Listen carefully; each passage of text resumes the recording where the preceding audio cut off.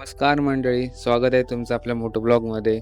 आपल्या प्लॅनमध्ये चेंज आहे. आता आपण डायरेक्ट लोणावळा न जाता पनवेलला जात आहोत आणि पनवेलला आज आपला हॉल्ट असेल. तर साधारण आता संध्याकाळचे 4:45-5 झालेले आहेत आणि मी पोचलो आहे कर्नाळाजवळ. मुंबईचं ट्रॅफिक थोडंफार जाणवायला लागलं आहे.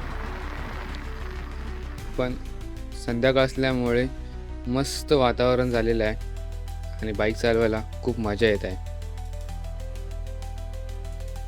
कळंबोली, रसायनी आणि पनवेलच्या इंडस्ट्रियल एरियामुळे इथे ऑलमोस्ट सगळे ट्रकच दिसत आहेत.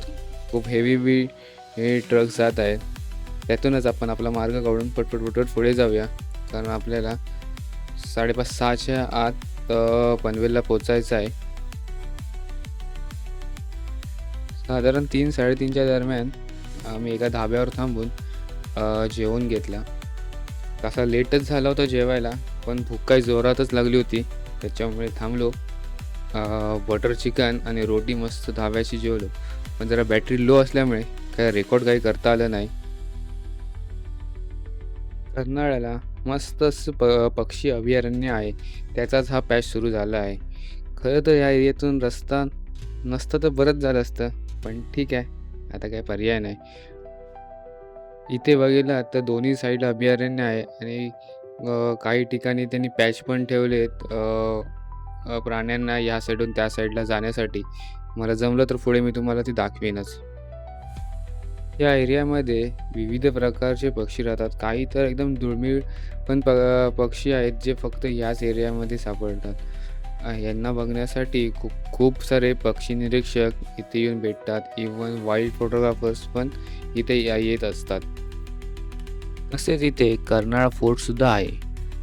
मी मगाशी म्हणालो हाच पाथवे जो प्राणी यूज करू शकतात, पण गाड्यांचा इतका आवाज असतो, मला नाही वाटत त्या पाथवरून कोणी कधी जात असेल. का मी तर इतक्या वेळ इथनं गेलो आहे, मला कधीच त्याच्यावरनं कोणताच प्राणी जाताना दिसला नाही. साधारण साधी माकडसुद्धा दिसले नाहीत. हा रेड कारवाला मगाचपासून मी बघतोय, खूप फास्ट ड्रायव्हिंग करतोय. या लेनमधून त्या लेनमध्ये, त्या लेनमधून दुसऱ्या लेनमध्ये.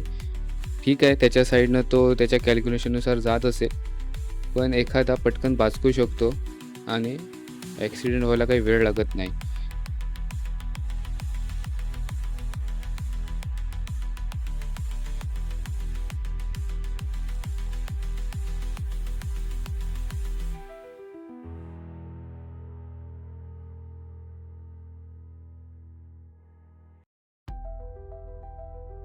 आता मी कर्नाळामधून बाहेर पडत आहे आणि ऑलमोस्ट 20-25 मिनटामध्ये मी पनवेलला पोहोचून जाईन.